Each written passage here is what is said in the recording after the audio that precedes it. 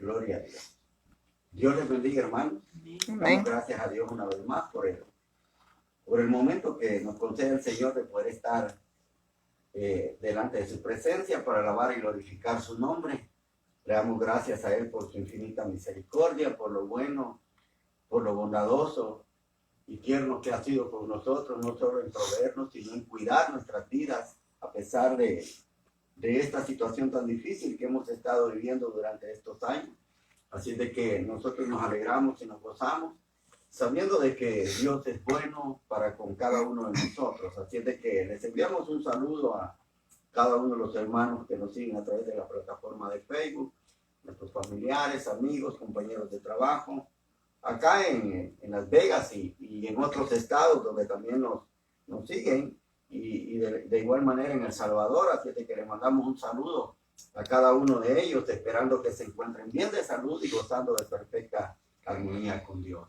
Así de que vamos esta noche a orar para darle gracias al Señor, y queremos invitarle a que cierre sus ojos juntamente con nosotros y podamos orarle al Señor y meditar también en su palabra bendita. Así es de que le invito esta noche a que cierre sus ojos juntamente conmigo y glorifiquemos a Dios, dándole gracias. Padre, gracias te damos esta hermosa noche.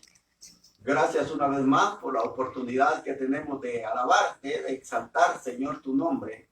Gracias por cada momento que nos concedes, Señor.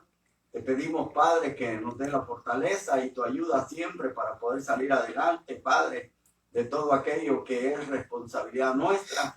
Te pedimos, Señor, que nos ayudes sabiendo de que tú eres el único que nos puede ayudar y solventar, Padre, cada una de las necesidades, porque en ti confiamos, Señor. En ti esperamos, Padre Santo, como la naturaleza misma espera en ti, como dice tu palabra, Señor, que cada uno de estos animales que tú has creado, Señor, esperan en ti cuando tienen hambre, Señor. A ti claman, Padre, y tú les das en abundancia. De la misma manera, nosotros somos parte de tu creación, Señor, y sabemos que tú cuidas de cada uno de los seres humanos que tú has creado. Padre, gracias esta noche te damos y te pedimos, Señor, que bendigas cada vida.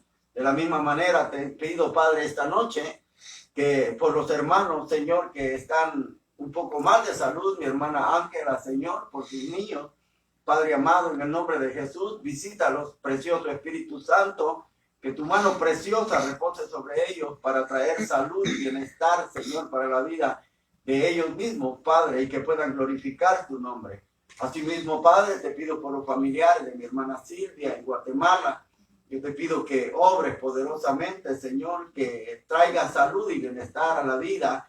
Dios amado, sabemos que hay muchas familias que están pasando por situaciones muy difíciles, Padre. Algunas, Señor, han perdido seres queridos, han perdido esposos, otras esposas. Señor amado, padres, hijos, abuelos, amigos, es decir, hermanos, Señor bendito, que todos hemos sido afectados de alguna manera. Yo te pido, Padre, que bendigas también a mi sobrina, que hace poco tiempo, Señor, estuvo pasando por lo mismo, Señor, por la muerte de su esposo. Que les dé salud, Señor, que les dé fortaleza, Padre, porque eso es lo único que puede confortar, Señor, que puedan salir de esta situación tan difícil, Padre, que ellos puedan anteponerse ante tal pérdida, Señor. En el nombre de Jesús te lo pedimos.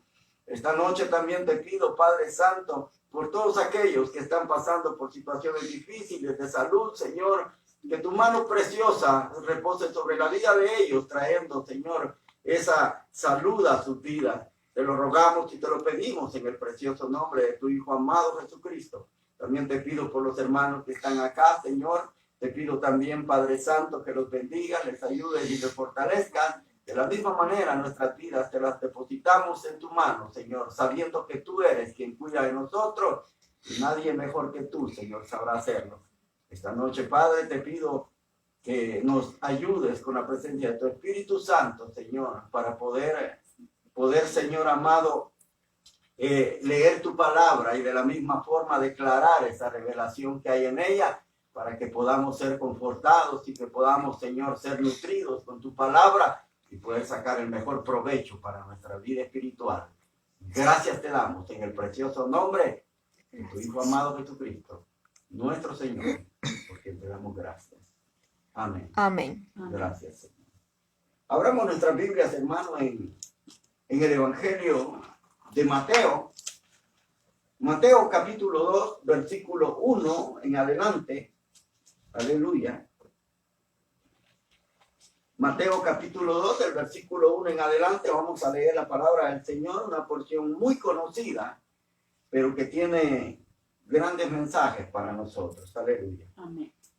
¿Ya lo tiene? Amén. Mateo capítulo 2, versículo 1, dice la palabra de Jesús, del Señor. Jesús nació en Belén, un pueblo de la región de Judea, en el tiempo que Herodes era rey del país. Llegaron por entonces a Jerusalén unos sabios del oriente que se dedicaban al estudio de la estrella y preguntaron: ¿dónde está el rey de los judíos que ha nacido? Pues vimos salir su estrella y hemos venido a adorarlo. El rey Herodes se inquietó mucho al oír esto, y lo mismo les pasó a todos los habitantes de Jerusalén. Mandó el rey llamar a todos los jefes de los sacerdotes y de los maestros de la ley y les preguntó dónde había de nacer el Mesías. Ellos le dijeron: en Belén de Judea, porque así escribió el profeta. En cuanto a ti, Belén, de la tierra de Judá, no eres la más pequeña entre las principales ciudades de esa tierra, porque de ti saldrá el gobernante, quien guiará a mi pueblo Israel. Entonces Herodes llamó en secreto a los sabios y se informó por ellos el tiempo exacto en que había de nacer el Mesías y aparecer su estrella. Luego los mandó a Belén y les dijo: vayan allá y averigüen todo lo que puedan acerca de este niño. Y cuando lo encuentren, avísenme para que yo también vaya a rendirle homenaje. Con estas indicaciones del rey, los sabios se fueron y la estrella que habían visto salió e iba delante de ellos, hasta que por fin se detuvo sobre el lugar donde estaba el niño. Cuando los sabios vieron la estrella, se alegraron mucho. Amén. Dejamos hasta ahí la palabra del Señor.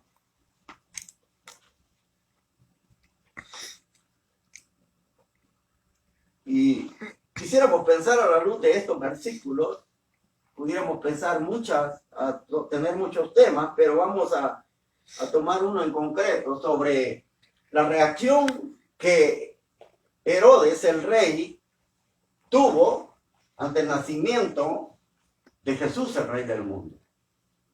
Esta porción, hermanos, es una porción muy, muy hermosa, porque nos habla precisamente sobre el nacimiento de Jesús. Nos habla precisamente sobre el nacimiento y lo que ocurrió precisamente en esta época. Precisamente, hermanos, los primeros versículos hablan sobre la historia de lo que era Herodes.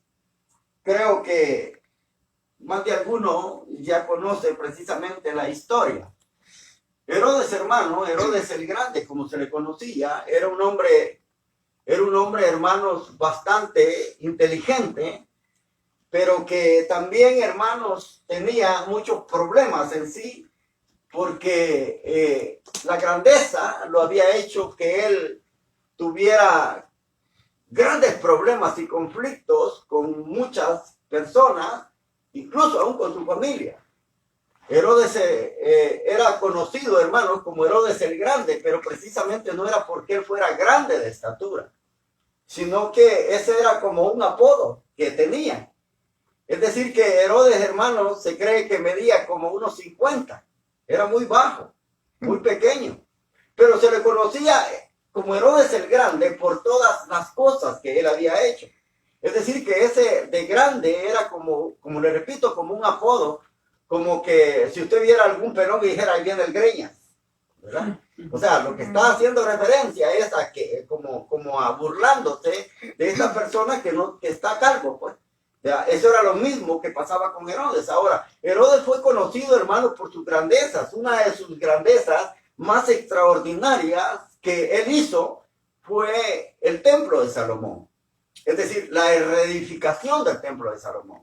Si usted se recuerda, el templo era pequeño, pero precisamente, hermanos, todo lo que él invirtió en la reconstrucción, remodelación y también sobre la belleza que tenía este templo, precisamente de eso se habla la grandeza de él. Por eso se le conoce como Herodes el Grande, por todo lo que él, es decir, era un hombre sabio, un hombre que tenía grandes propósitos e ideales y cumplió muchos de ellos, porque uno de esos, como les digo, fue el templo. Que era conocido como una de las 7 maravillas del mundo de aquella época. Ahora, no solamente construyó eso, sino también aquel lugar marítimo en Cesarea, ¿verdad? Que era un puerto donde llegaban precisamente todas las embarcaciones que llevaban grandes comercios precisamente a esta tierra. Ahora, construyó también aquella fortaleza de Masada. No sé si usted ha conocido esa historia, pero esa fortaleza de Masada, hermanos, murieron miles de judíos refugiándose en ese lugar. Y precisamente se cuenta la historia que cuando los romanos llegaron precisamente a esta fortaleza de Masada, encontraron y se asustaron de la forma en cómo ellos se habían quitado la vida, porque no querían que los incircuncisos, como dice la palabra del Señor, o gente ajena a ellos, les quitara la vida. Decidieron ellos quitarse la vida de una manera tan horrenda, hermanos, que según la historia, los mismos soldados romanos, cuando llegaron ahí, quedaron sorprendidos, quedaron en shock al ver la forma en cómo ellos se habían quitado la vida. Es decir, hermanos, que Herodes se conoció por toda la grandeza en todo lo que había hecho. Ahora, así era Herodes, pero tenía algo, hermanos, en su vida que quizás esta grandeza lo llevó a que él tuviera grandes problemas, no solamente con otras personas, sino con él mismo. ¿Por qué? Porque era un hombre, hermanos, que no quería que nadie que se opusiera a él, que alguien que se opusiera a él lo eliminaba del camino. Fíjese que según la historia, mató a una de sus más bellas esposas, que era precisamente una hija que era heredera al trono por parte de los Asmonios. Es decir, que Mariane era una mujer de las más bellas, se dice la historia, y él la mató. Mató incluso a su madre, a su abuela, a sus hijos, a su primogénito, al que era heredero al trono, porque él no quería que nadie le quitara su lugar. Es decir, hermanos, que era un hombre que tenía problemas grandes. Incluso, le voy a decir algo, fíjese que según la historia, cuando Herodes iba a morir, él promulgó una ley, oiga bien, en donde buscó gente de la más sabia, gente aristócrata de aquel entonces, y dijo él que a través de amañadas, hermanos, acusaciones, los mandó a encarcelar, los tenía encarcelados. Y él dijo que cuando se muriera él, que le quitaran la vida a todos.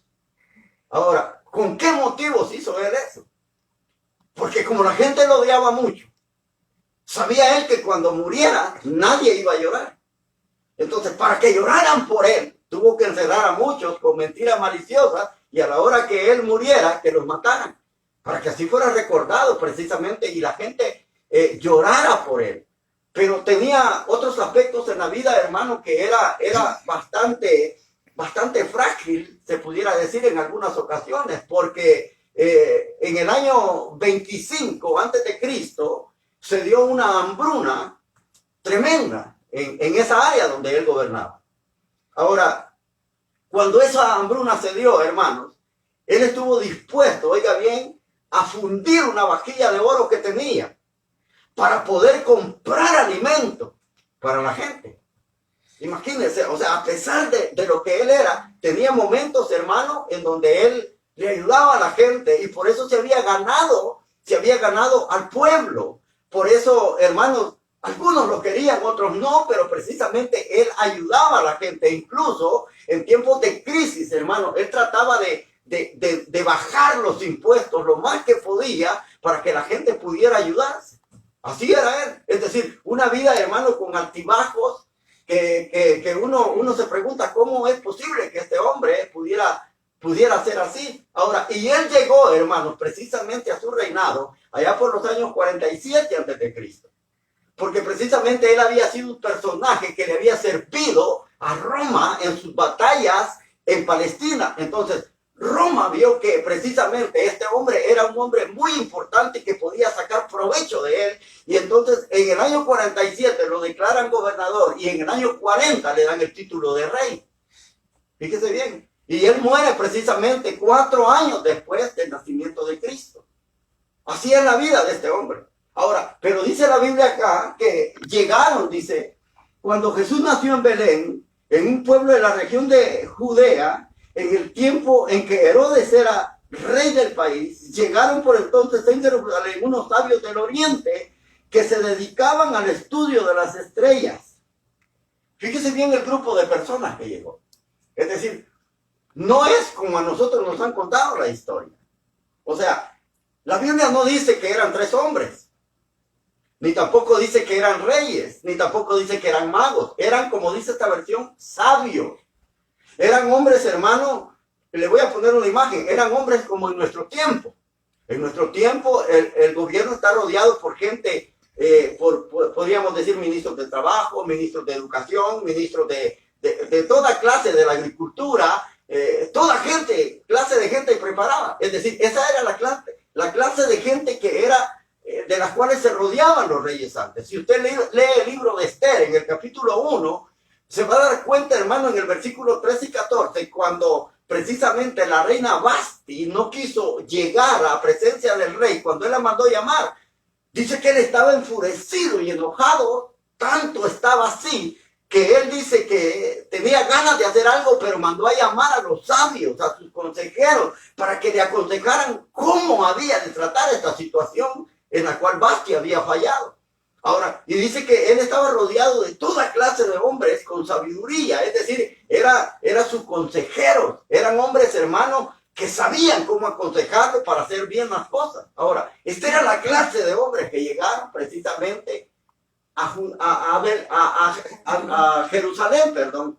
Ahí llegaron estos hombres. Ahora, ¿pero de dónde venían estos? Hay algo, hermano, que muchas veces uno se pregunta, y una de las cosas que tiene el Evangelio de Mateo, oiga bien, es ese misterio. ¿De dónde eran estos hombres? ¿Cómo llegaron? ¿Cómo se informaron del nacimiento, precisamente, del Mesías? ¿Cómo fue que todas estas experiencias llegaron? Si dice que llegaron del Oriente.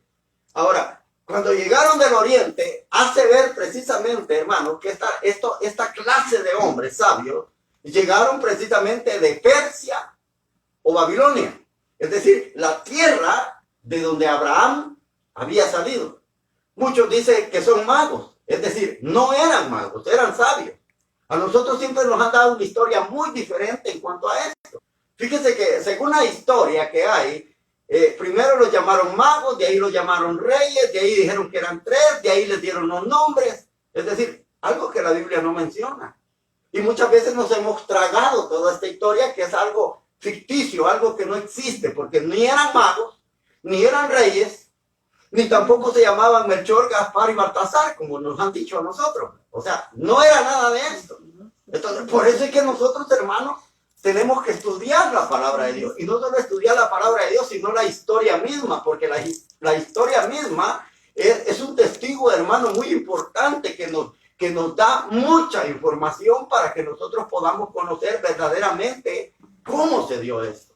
Ahora, uno se pregunta, ¿cómo es que ellos supieron? Recuerden, hermanos, que cuando fueron llevados al exilio, cuando Nabucodonosor los lleva y pasan 70 años allá en el exilio, después que ellos regresan, cuando Ciro les da la libertad para que ellos regresen precisamente a Jerusalén a reconstruir la ciudad, no todos regresan, no todos regresaron.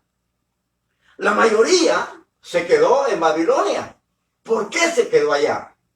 Uno pudiera decir, pero si eran esclavos. No, hermano, no eran esclavos. Porque ellos tenían libertad de adorar a Dios, tenían libertad de comprar casas, tenían libertad de comprar terrenos. Dios le había dicho a través del profeta Jeremías, les dijo, dígales que construyan casas, que den a sus hijos y a sus hijas en casamiento, que siembren hortalizas, que hagan todo, porque van a estar mucho tiempo ahí. Usted sabe que un esclavo no tenía esa clase de libertad. Entonces quiere decir, hermanos, que no estaban como esclavos, tenían mucha libertad y Dios los había llevado ahí por el simple hecho de que ellos no habían cumplido con lo que Dios había establecido de dejar descansar la tierra cada año. Es decir, los 70 años que ellos estuvieron en el cautiverio fue el tiempo que ellos no cumplieron para dejar que la tierra descansara, es decir, por año. Y precisamente que la tierra se volviera a nutrir de todas aquellas cosas para que las cosechas fueran abundantes. Así fue como ellos llegaron. Ahora, si ellos se quedaron, si la mayoría de ellos se quedaron, hermano, en el exilio, ahora, recuérdese que había libertad de expresión. Y allá ellos podían adorar a Dios. Es decir, se cree según la historia, oiga bien, que precisamente allí fue donde dio inicio a lo que eran las sinagogas.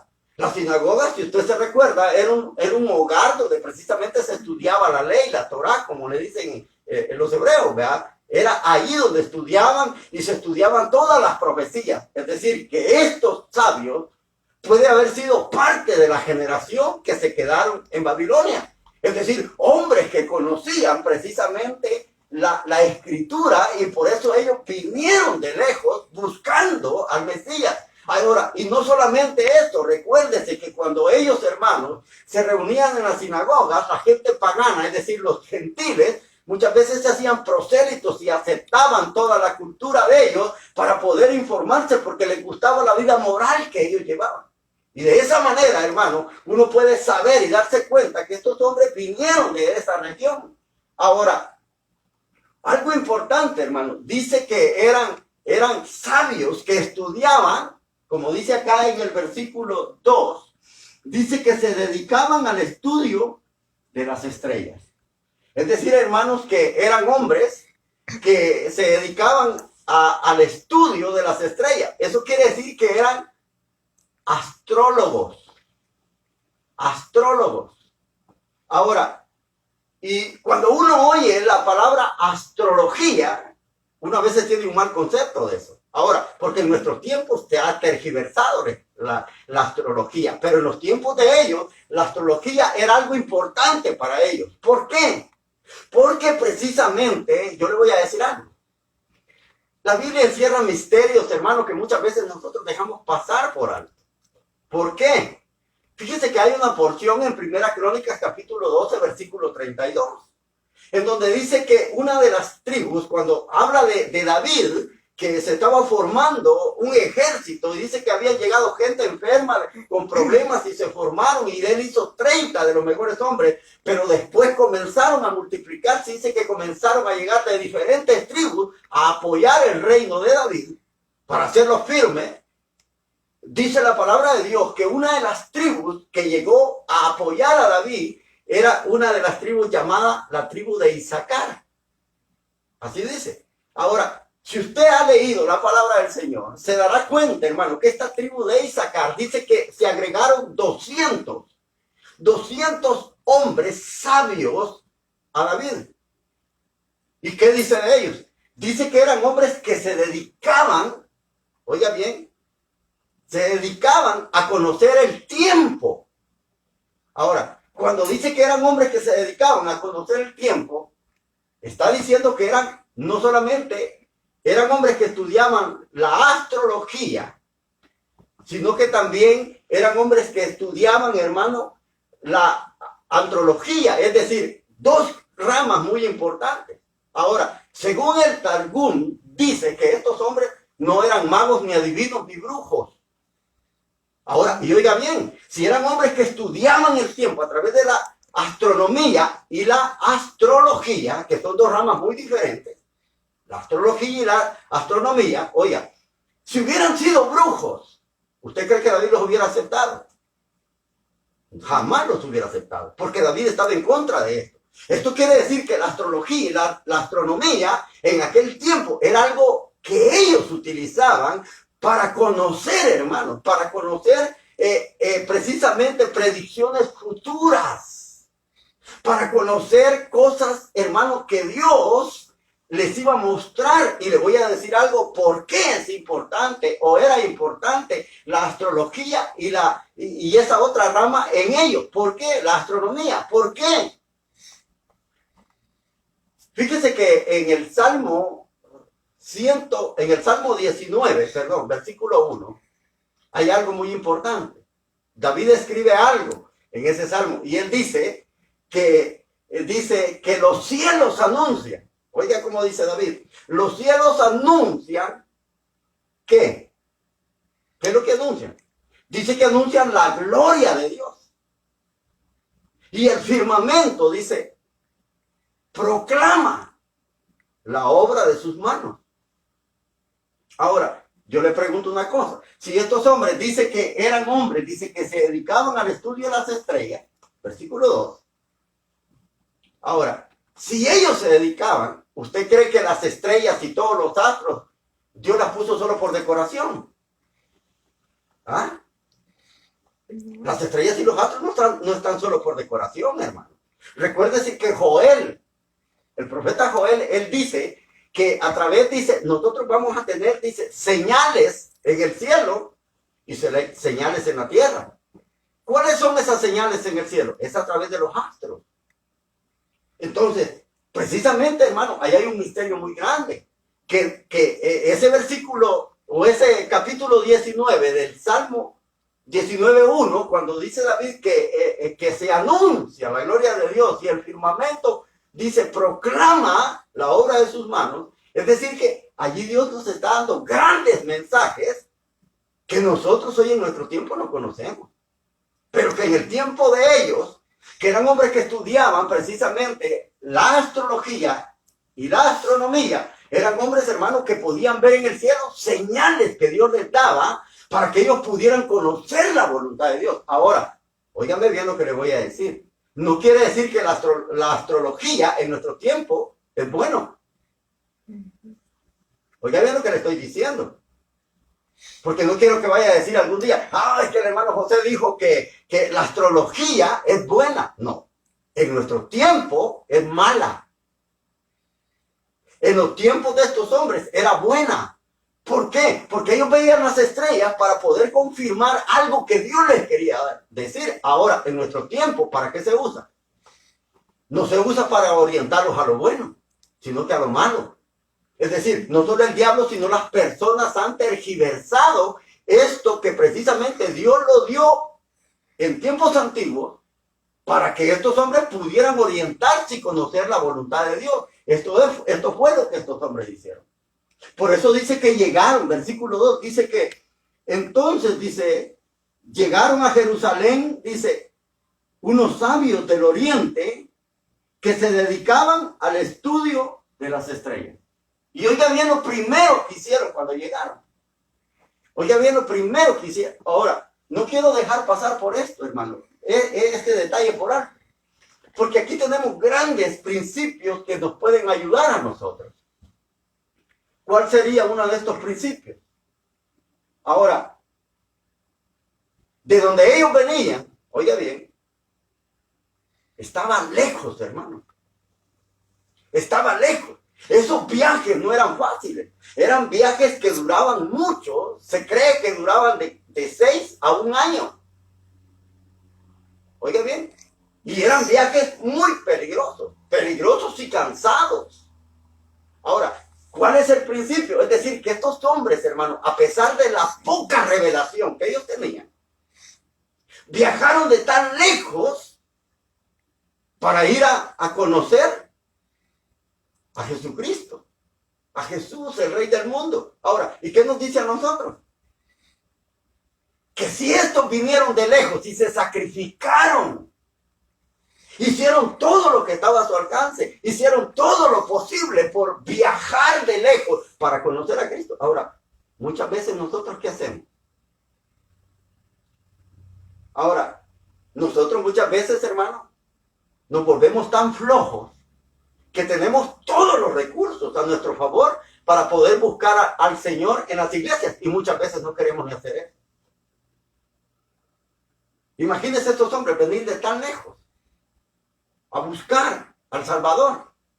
Ahora, nosotros, hermanos, tenemos muchas ventajas, como ellos no las tenían en el pasado. Porque recuerden que los viajes podían haberlos hecho a pie, en camello, en caballo, en burro, yo no sé cómo, pero no tenían los medios que nosotros tenemos. De ahí podemos sacar muchos principios para nosotros, hermanos. Que si ellos se sacrificaron y hicieron todo lo posible por llegar a conocer al Señor. Ahora, nosotros que tenemos más ventaja, deberíamos de esforzarnos más todavía. Pero ¿qué pasa? Eso habla, hermanos, mal de nosotros. Porque muchas veces, aunque nosotros tengamos todas las ventajas a nuestro favor, nosotros, hermanos, no queremos ni movernos. No queremos movernos. Y eso es un problema. Problema que ellos, hermanos, no tuvieron. Y oiga bien lo que preguntaron. Dice ahí en el versículo 2. Y preguntaron. ¿Qué preguntaron?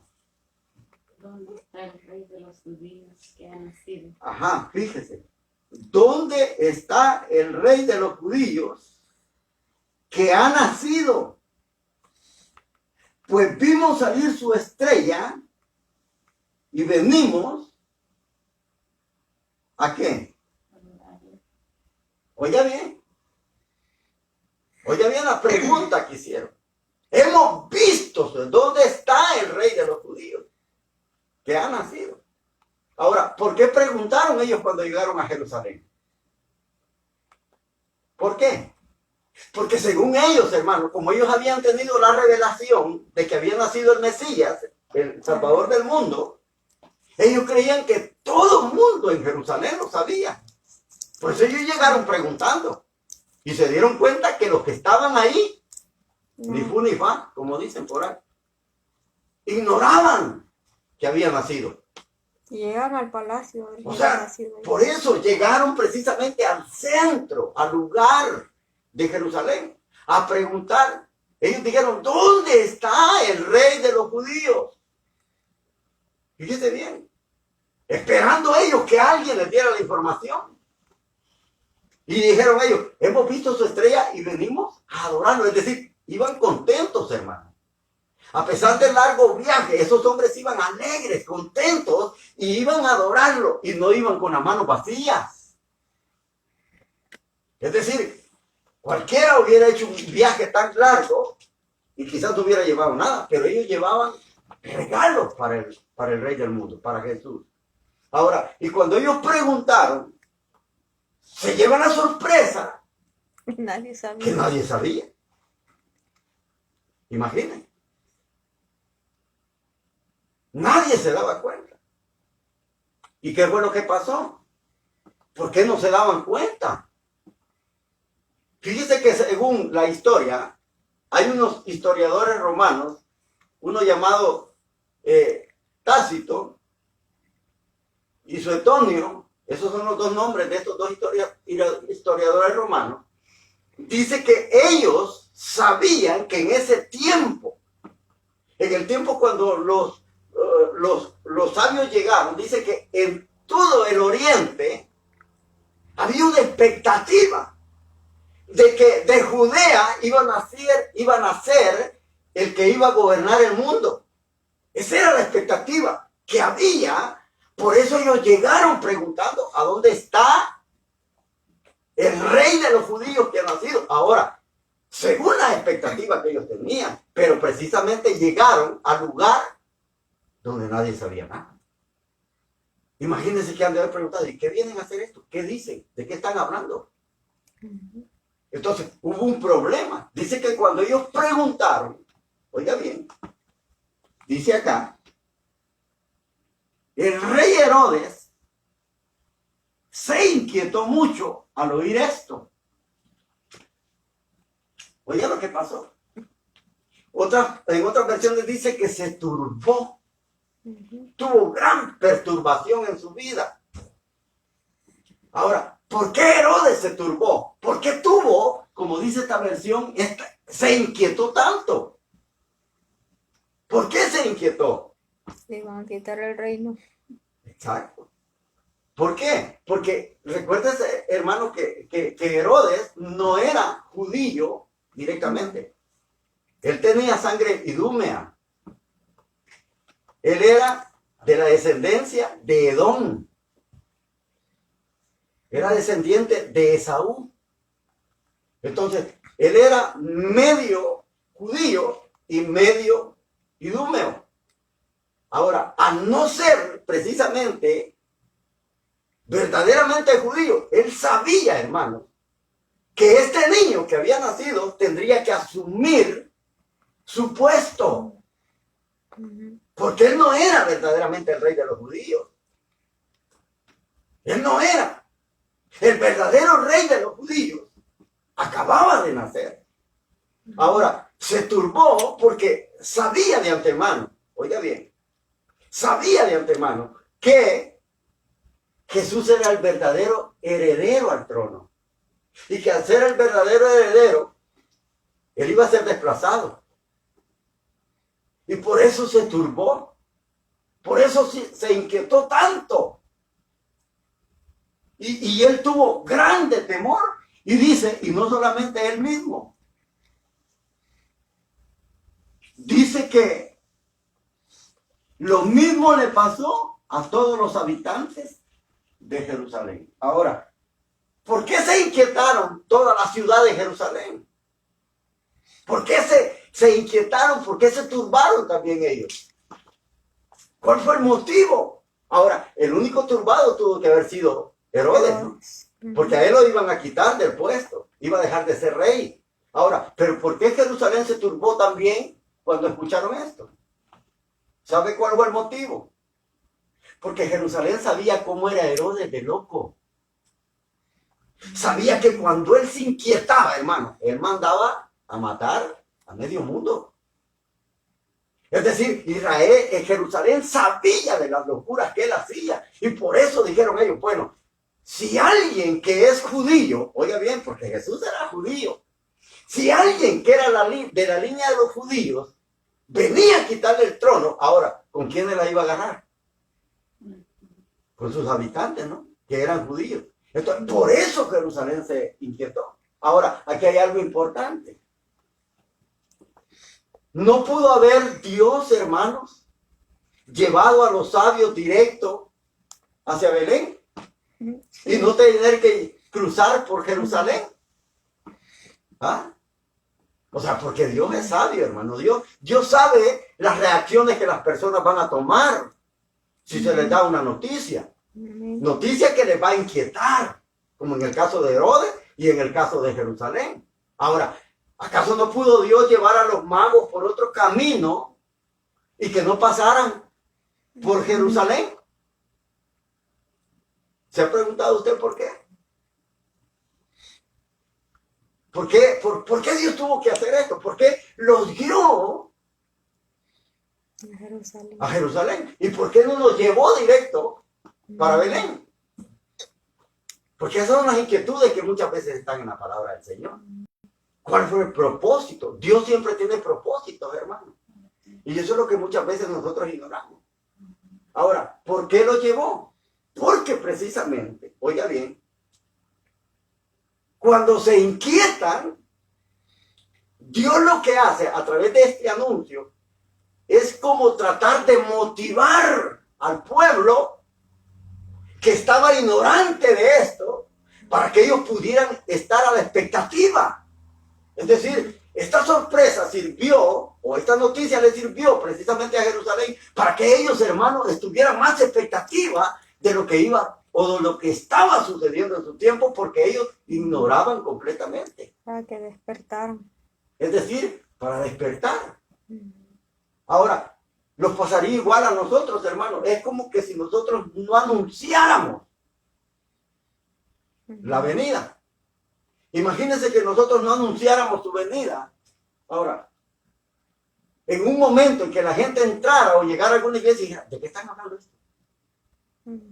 Si hay una venida, entonces quiere decir que los está alertando a que se preparen. A que se preparen. Ahora, eso es lo que el Señor estaba haciendo con esa noticia. Al decirles, ha nacido, es como que les diga, ya viene, y que no los agarre por sorpresa, para motivarlos, a despertarlos. Ahora, y eso es lo que tiene que haber en nosotros, hermanos.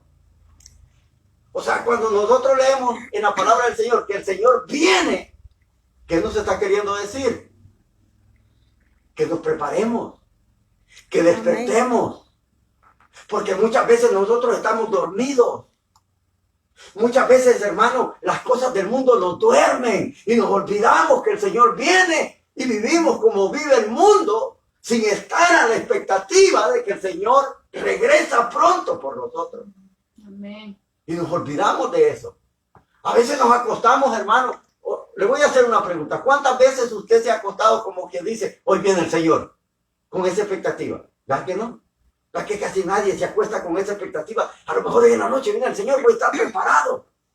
Nadie hace eso. Ahora, ¿por qué? ¿Por qué? Porque estamos viviendo como las otras personas que no tienen a Cristo. Es decir, como que viviéramos sin esperanza. Eso es lo que Él quería hacer. Con este aviso los estaba despertando. Porque ellos sabían que el Mesías iba a nacer. Pero no sabían ni cuándo. Ni dónde. Ni dónde.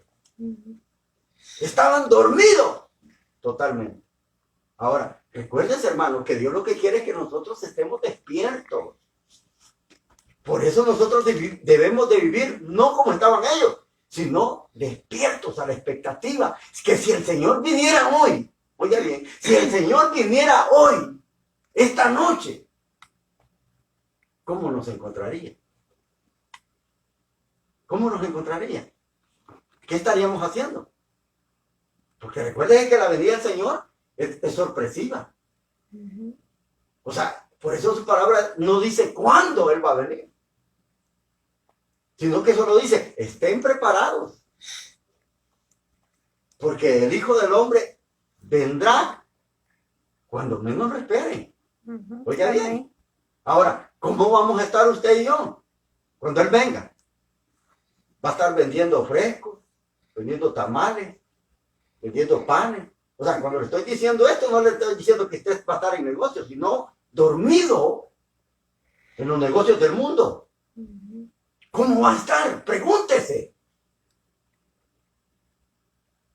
Imagínense, nosotros nunca pensamos, hermano, en que quizás a lo mejor cuando vayamos manejando para el trabajo, ¿verdad? El Señor venga. Nosotros nunca pensamos eso. Pero ¿qué pasaría si en ese momento el Señor viene y se lo lleva? Por eso es que nosotros debemos de estar despiertos. Porque lo que el Señor hizo con esa noticia fue despertarlos. Despertarlos. Por eso el Señor permitió. El Señor los hubiera podido llevar directo a Belén, pero por eso permitió que llegaran a Jerusalén, porque ellos estaban dormidos, sabían que venía, pero ignoraban cuándo. Y no estaban preparados. Cuando dijeron, ha nacido el rey, todos estaban sorprendidos. Es decir, los agarró de sorpresa. Lo mismo como el Señor dijo, que cuando Él venga, dice que va a pasar como en los días de Noé. Que dice que vino el diluvio y nadie se dio cuenta. Hasta que ya estaban. Hasta que ya el diluvio estaba encima. Se dieron cuenta. Pero ya era tarde. Ahora, nosotros, hermanos, tenemos que estar despiertos para cuando el Señor venga, que no nos agarre de sorpresa. Amén. Porque si nosotros no estamos en la voluntad de Dios, ¿qué va a pasar? Nos quedamos, ¿verdad? Ahora, ¿y usted cree que esto va a ser algo bonito quedarse? No. Esto va a ser un infierno en la tierra. Esto va a ser un infierno, una persecución tremenda como nadie tiene idea. Porque el Señor Jesús dijo que se iba a dar una persecución como nunca la ha habido desde que ha existido hombre en la tierra. ¿Está bien? Por eso es que nosotros como cristianos, como hijos de Dios, tenemos que estar alerta, preparados para ese momento. Y así estaban ellos. Ahora, por eso dice que el Señor, ellos llegaron a Jerusalén y todos se inquietaron. Versículo 4, mire lo que mandó a hacer Herodes rápido. Mandó llamar, dice, a todos los jefes de los sacerdotes y a los maestros de la ley y les preguntó dónde había de nacer el Mesías. Oiga bien, ellos sabían que estaba la profecía, pero ¿cómo los encontró? Dormidos. Estaban dormidos.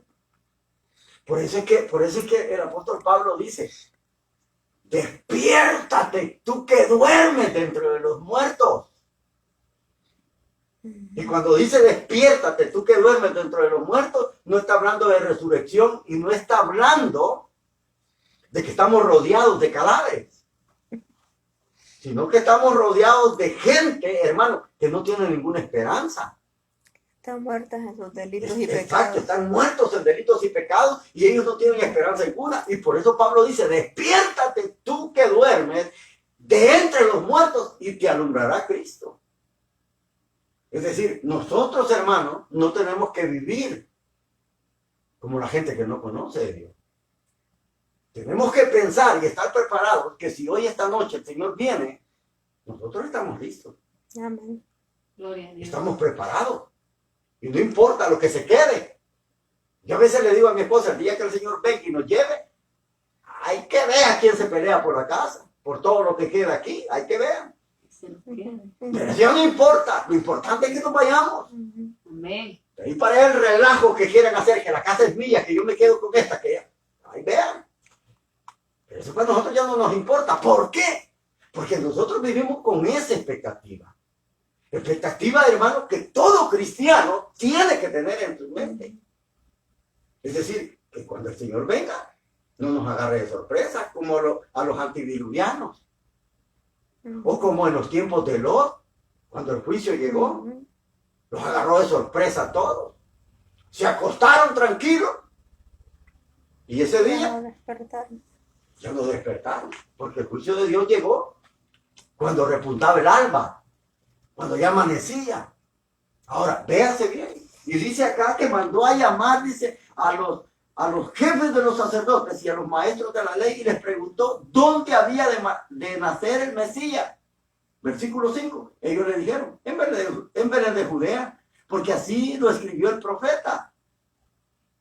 En cuanto a ti, Belén, de la tierra de Judá, no eres la más pequeña entre las principales ciudades de esa tierra, porque de ti saldrá un gobernante que guiará a mi pueblo Israel. En otras versiones dice pastoreará. Porque eso es lo que el Señor iba a hacer, pastorear a su pueblo. Pero vean, ellos sabían, Herodes mandó a llamar a los intérpretes de la ley y a los maestros para que ellos indagaran en la palabra del Señor sobre dónde iban a nacer. Y le dijeron, en Belén. Oigan bien, en Belén. Y dice aquí, versículo 7. Entonces Herodes llamó en secreto a los sabios y se informó por ellos el tiempo exacto en que había aparecido la estrella. Oiga bien. Dice que mandó a llamar a los sabios. Fíjese que no se sabe cuánto tiempo, oye bien, estuvieron ellos en Jerusalén. No se sabe, porque más adelante hay algo muy importante y muy hermoso, hermano, que está como escondido ahí. Y estas son las cosas que uno tiene que buscar, profundizar para encontrar eso, porque ahí hay mensajes para nuestra vida. Ahora, dice que mandó llamar en secreto a los sabios. ¿Por qué? Dice que él les dijo, vayan a Belén y vayan a averiguar el tiempo exacto en que ustedes vieron la estrella. Es decir, lo que él quería informarse, ¿cuándo había nacido? Porque ya sabía la ubicación, era Belén. Ahora quería conocer el tiempo exacto que el Hijo de Dios había nacido. Él quería conocer. Y lo quería conocer a través de ellos. ¿Por qué? Porque Belén, hermano, aunque no era muy grande, pero lo que Herodes quería era conocer la casa. Exactamente donde estaba. En dónde estaba. Ujú. Porque él ya tenía el punto geográfico, es decir, Belén. Y tenía también la fecha en que había nacido. Pero no conocía dónde. Ujú. No conocía dónde. Es decir, la casa donde él había nacido. Y eso, al tener toda esa información, hermano, Pilato, o Herodes, perdón, iba a hacer algo que precisamente había hecho en tiempos pasados. Es decir, eliminar a Jesús. Por eso quería informarse. Por eso quería saber exactamente en qué hogar, en qué lugar, a dónde estaba. Porque oiga bien lo que le dice, versículo 7. Entonces Herodes llamó en secreto a los sabios y se informó por ellos del tiempo exacto en que había aparecido la estrella, es decir, su nacimiento. Luego los mandó a Belén, oiga, y les dijo, vayan y averigüen todo lo que puedan acerca de ese niño. Y cuando lo encuentren, avísenme para que yo también vaya a adorar. ¿Sí se da cuenta? Sí. Que él quería estar bien informado en qué casa, en qué lugar, Ujú. para ir directamente. Porque la intención de él no era Ir a adorar. ir a adorar. No. La intención de él era matar al niño. Esa era su intención. Ahora, ¿por qué Herodes quería matar al niño? ¿Por qué tomó esta reacción? ¿Por qué él se inquietó? ¿Sabe por qué? Una de las cosas, hermanos, que uno puede ver en esta reacción de Herodes es la reacción de toda persona. Le van a quitar el puesto. Y le voy a decir algo. No solamente iba a perder el puesto, Herodes. No solo iba a ser desplazado del trono. Y algo que a él le perturbó más fue que se estaba metiendo en su vida. Mire, hermano, esta es la reacción de todo hombre, de todo ser humano. ¿Por qué le digo que esta es la reacción de todo ser humano? Porque cuando Cristo se quiere meter en la vida de las personas, todavía en nuestro tiempo, hermano, y en todas las generaciones van a haber personas que cuando el Señor quiera meterse en sus vidas, de buena gana, lo van a querer matar. ¿Por qué? Porque cuando Cristo se mete en nuestras vidas, hermano, ya usted y yo ya no hacemos lo que queremos. Amén. Ya no hacemos lo que a nosotros se nos antoja. Y ese era el problema de Herodes, que se estaba metiendo Jesús en su vida. Cuando una persona quiere hacer lo que quiere y lo que se le antoja, hermano, ¿usted cree que quiera tener a Jesús en su vida? ¿Ah? No, no lo quiere tener. Lo odia, lo detesta y está dispuesto a matarlo. Como la reacción que Herodes tuvo. ¿Sabe quiénes son los únicos que están dispuestos a que se metan en sus vidas y a dedicar su vida a Él y a adorarlo? Somos nosotros como cristianos. Si Jesús se mete en nuestra vida, para nosotros es mucho mejor todavía. Amén. Somos los únicos que no hacemos lo que queremos. Porque yo le pregunto, ¿hace usted lo que quiere? No. Porque si usted hace lo que quiere, usted todavía no es hijo de Dios. Todavía Jesús no está gobernando ni quererse meter en su vida. Porque cuando Jesús se mete en nosotros, hermano, nosotros estamos dispuestos a rendirnos. Y ya no hacer nuestra voluntad, sino la voluntad de Él. Somos nosotros los únicos. Pero si usted todavía, hermano, no se siente mal que Cristo se meta en su vida, O sea, porque hay muchos cristianos. Hay muchos cristianos que no le permiten a Jesús que se meta en sus vidas. Hay muchos cristianos que dicen, no, yo soy como soy y nadie me va a cambiar.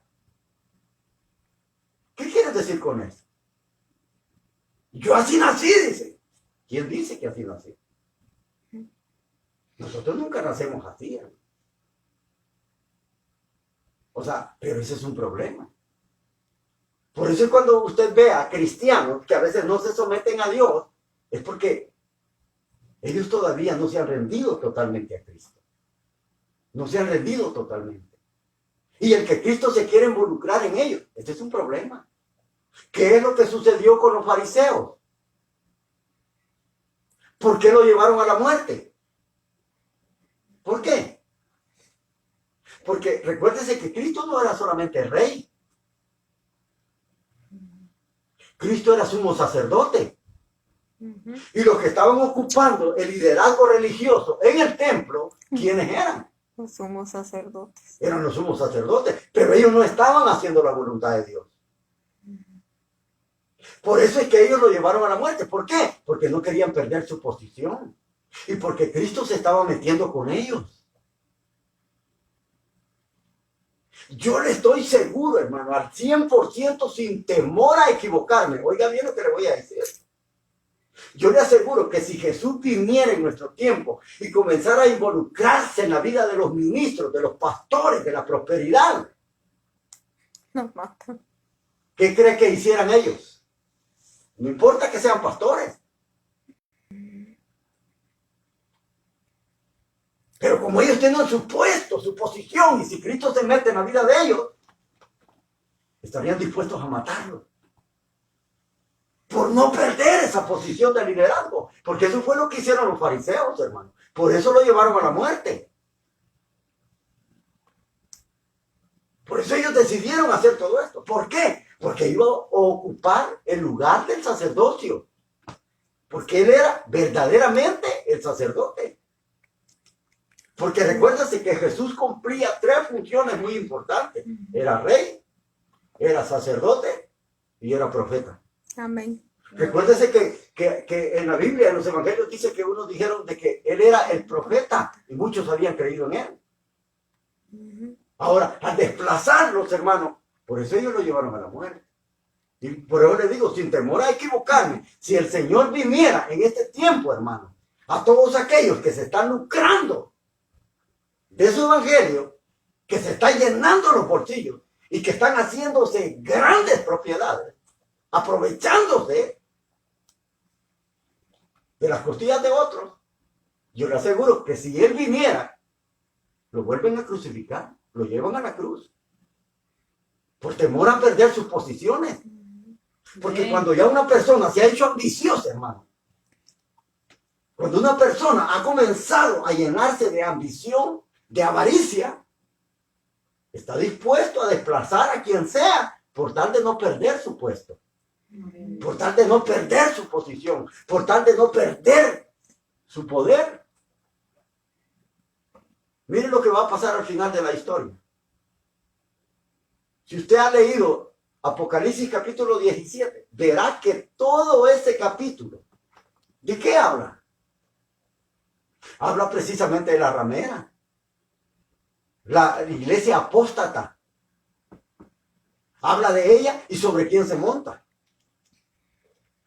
Y dice que ahí lleva, dice, sobre quién está montada, dice que lleva 7 diademas y 10 cuernos. Las diademas precisamente están hablando, hermano, de gente a donde la mujer se sienta. Y los 10 cuernos están hablando de poder, es decir, reyes que van a gobernar juntamente con la iglesia apóstata.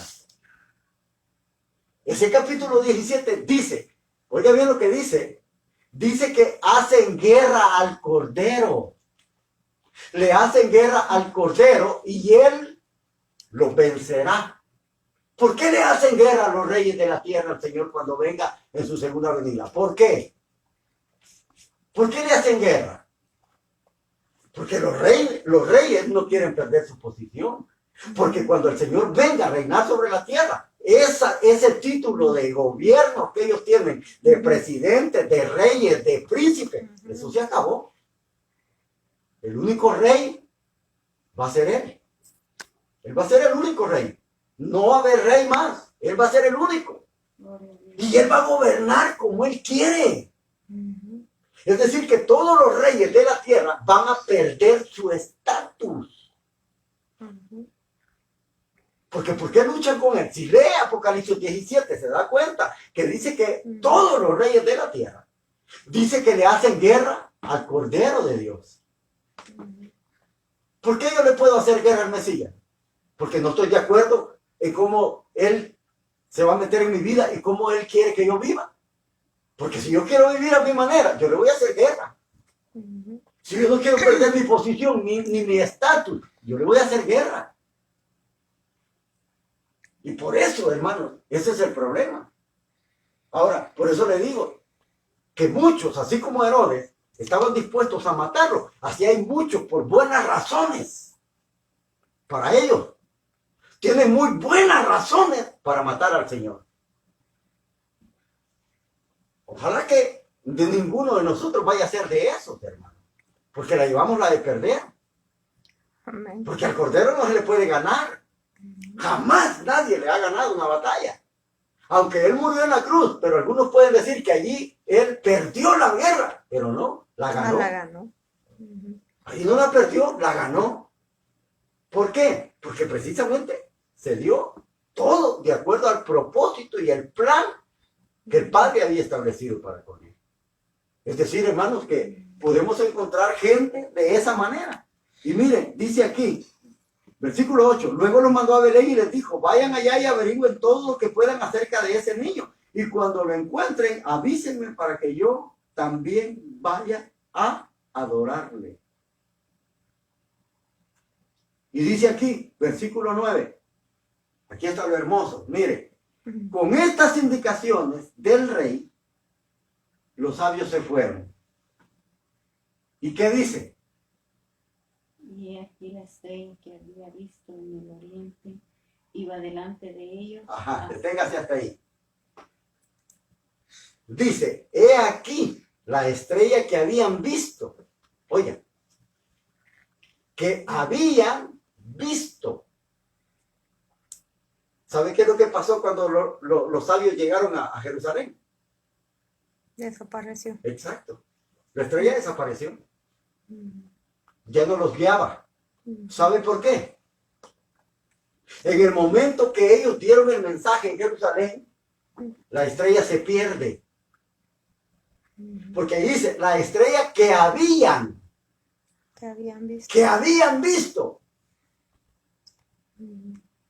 ¿Cuándo se aparece otra vez la estrella y los comienza a guiar? Cuando ellos se van. Después que se van de Jerusalén. Oiga bien. Ahora, ¿por qué la estrella se perdió mientras ellos estuvieron en Jerusalén? Porque ellos estaban haciendo preguntas. ¿A dónde está? ¿A dónde está? ¿A dónde nació? Por eso, mientras ellos estaban haciendo preguntas, la estrella desaparece. Ahora, pero desapareció con ese motivo. Es decir, Dios quería despertar. Dios quería motivar a Jerusalén. Por eso en ese momento desaparece la estrella y se vuelve a aparecer hasta que ellos salen. Miren lo que dice el versículo 9. Con estas indicaciones del rey, los sabios se fueron. ¿Se fueron de dónde? De Jerusalén. Aunque la Biblia no lo dice. Pero se fueron de ahí porque ahí estaban preguntados. Ahí llegaron ellos a preguntar a dónde había nacido el rey de los judíos. Y dice aquí, versículo 9. Y la estrella que habían visto salió. Que habían visto salir. Salió. Salió y iba delante de ellos. Iba delante de ellos. Aquí hay algo importante. ¿Saben por qué? Dios tiene muchas formas, hermano. Dios tiene muchas formas de cómo guiarnos hacia su Hijo. Amén. Dios tiene muchas formas, muchas maneras, cómo guiar a las personas hacia la persona de Cristo. Gloria a Dios. ¿Se recuerda qué fue lo que Dios usó en el desierto para guiar a Israel? La nube. Dice que de día iba una columna. La nube. ¿De qué? Iba una nube. Y de noche dice que los acompañaba una columna De fuego. de fuego. Esa era la forma en cómo Dios iba guiando a Israel. ¿Hacia dónde? Hacia el lugar de la tierra prometida. Vea cómo Dios tiene muchas formas, muchas maneras de cómo guiarnos Ujú. para que usted y yo conozcamos a Cristo. Eso es hermoso, hermano. Ahora, fíjese que cuando uno compara la historia del nacimiento de Jesús de Mateo con la de Lucas, uno ve detalles diferentes. Detalles muy diferentes. ¿Por qué? Porque cuando los ángeles se aparecieron a los pastores en el Evangelio de Lucas, ellos los guiaron a la casa donde había nacido Jesús. Pero ¿sabe de qué forma los guió? Dice que los ángeles les dijeron, y esto va a ser señal para ustedes. Esto va a ser señal. Van a encontrar al niño envuelto en pañales y en un pesebre. Vea la forma que los ángeles les dieron a los pastores cómo guiarlos a donde estaba Cristo. Es diferente. Por eso es que cada persona que viene al Señor, Dios usa una forma única. Cuando Dios nos guía a su Hijo y nos guía a que lo conozcamos, nunca usa el mismo método que usó con otro. Amén. Nunca. Él usa diferentes formas. Ahora, yo le preguntaría, si nosotros, hermanos, le preguntáramos a cada cristiano cómo fue que llegó a conocer a Cristo, nos daremos cuenta, hermanos, que ninguna coincide. Ninguna. ¿Por qué? Porque Dios, hermanos, tiene diferentes métodos. Así como los usó en el tiempo antiguo, los usa ahora. Los usa de la misma manera. Muchas personas esperan que así como guió a otro, lo va a guiar a él, pero no es así. Dios tiene diferentes formas cómo guiarnos a su Hijo. Le voy a poner otro ejemplo. En el mismo libro de Lucas. En el mismo libro de Lucas se habla de un anciano y una anciana. Un anciano llamado Simeón y una anciana que se dedicaba a la oración llamada Ana. ¿Cuál fue el método que Dios usó para guiarlos a Jesús? Dice que guiados por el Espíritu Santo. Oiga, guiados por el Espíritu Santo, dice que fueron a Jerusalén. Hermano, son cosas que a veces nosotros leemos, pero las dejamos pasar por alto. Y son principios muy importantes para nuestra vida, para que nos demos cuenta que cuando Dios nos acercó a su Hijo, usó diferentes formas. Yo no sé cuál es la forma que Dios usó con usted, también con usted, pero sí la que usó conmigo. Yo sé la forma como Dios me dio para llevarme a conocer a su Hijo. ¿Y sabe cuál fue la forma? Usó a una persona. Usó a una persona. Y esa persona me llevó a conocer al Señor. Una mujer fue la que Dios usó.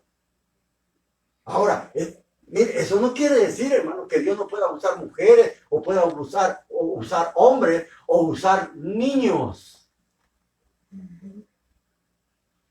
Dios se apropia de todo, porque todo está a la disposición de Dios. Amén. Todo. Y por eso dice ahí, dice que la estrella, dice que habían visto salir, iba delante de ellos, hasta que por fin se detuvo sobre el lugar donde estaba el niño. Oiga bien, hasta que por fin se detuvo en el lugar donde estaba el niño. Es decir, allí estaba ya en el lugar correcto.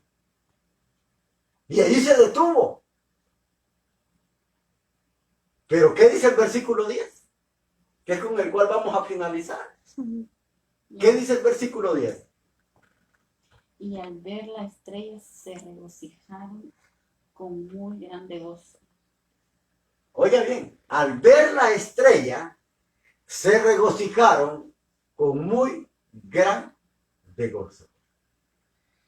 Oiga bien cómo termina hasta ahí donde hemos llegado. Ahora, hermanos, aquí hay otro método de cómo Dios usa las formas para llevarlos al Señor. Amén. Dice que ellos se alegraron con grande gozo cuando vieron la estrella. Hermanos, a través de la palabra del Señor, también Dios nos guía a Cristo. ¿Qué es lo que dice el Salmo 119, versículo 105? ¿Qué dice David? Dice, lámpara es a mis pies tu palabra y lumbrera a mi camino. Oiga, lámpara. Es decir, que nosotros debemos de regocijarnos porque tenemos esta lámpara. Amén. Amén. Esta es la que nos guía a su Hijo, para que nosotros lo conozcamos y nos alegremos y nos gocemos. Pero muchos tienen la palabra de Dios, hermano, y a veces esperan otra cosa más. Si ya tenemos la palabra, como dice el apóstol Pedro, que tenemos la palabra profética más segura, a la cual hacemos atentos, hacemos bien al estar atentos, dice, porque dice que es como una antorcha que alumbra el lugar oscuro, hasta que el lucero de la mañana, dice, resplandezca en vuestros corazones. Hermano, yo creo que Dios tiene muchos métodos, muchas formas de cómo puede llevar al hombre, cómo guiarlo al conocimiento. Y de esa manera nosotros debemos de gozarnos grandemente, porque tenemos la oportunidad que en nuestro tiempo todavía Dios nos sigue guiando para conocer mejor a su Hijo. Termino con esto, y él dijo, escudriñen las Escrituras. Escudriñenlas, porque ellas son las que dan testimonio de mí, dijo el Señor. Gloria a Dios. Así que, hermano, espero que estos cortos versículos le fortalezcan su vida, que le den la fuerza y la sabiduría para poder, hermano, adorar a Dios con grande gozo. Adorarlo, porque a través de todo lo que Él ha hecho, nos ha guiado con paciencia. Nos ha guiado con paciencia hasta que nosotros hemos encontrado a Jesucristo. Por eso, hermano, debemos de darle gracias a Dios, porque Dios es bueno en su infinita misericordia. Cerremos nuestros ojos y adoremos al Señor. Padre, gracias te damos esta noche. Gracias por la oportunidad que tú nos has dado, Señor, y nos has guiado. Así como con los reyes, con estos sabios, usaste, Padre, la estrella. Con Israel usaste la columna de fuego y la nube. Usaste también el Espíritu Santo. De igual manera tu palabra, Señor, nos guía a conocer a tu Hijo. Gracias por tu infinita misericordia. Gracias porque te has apropiado de todo para podernos guiar y poder conocer a tu Hijo y que no haya excusa en nuestras vidas. Gracias en el nombre de Jesús. De la misma manera, hoy esta noche yo te pido que guíes a toda persona. Que aquellos que no te conozcan te puedan conocer. Que tú puedas usar la forma más adecuada para cada uno y que ellos puedan conocer de tu Hijo. Y que puedan alegrarse y que puedan gozarse para llegar a darse cuenta de lo importante y de lo valioso que es llegar a conocer a tu precioso Hijo. Gracias en el nombre de Jesús. Gracias, Padre. Yo te pido esta noche Que mi hermana Silvia la lleve con paz y con bendición hacia su trabajo. Y que la guarde. Y que también, Señor, que tu mano poderosa haya reposado sobre su familia, sanándola, Señor, de esta epidemia. Así lo mismo te pido por mi hermana Ángela y sus niños, esperando que se encuentren bien, Señor. En el nombre de Jesús. Amén. Amén. Y amén. Dios les bendiga, hermano. Amén. Aleluya. Amén. Y nosotros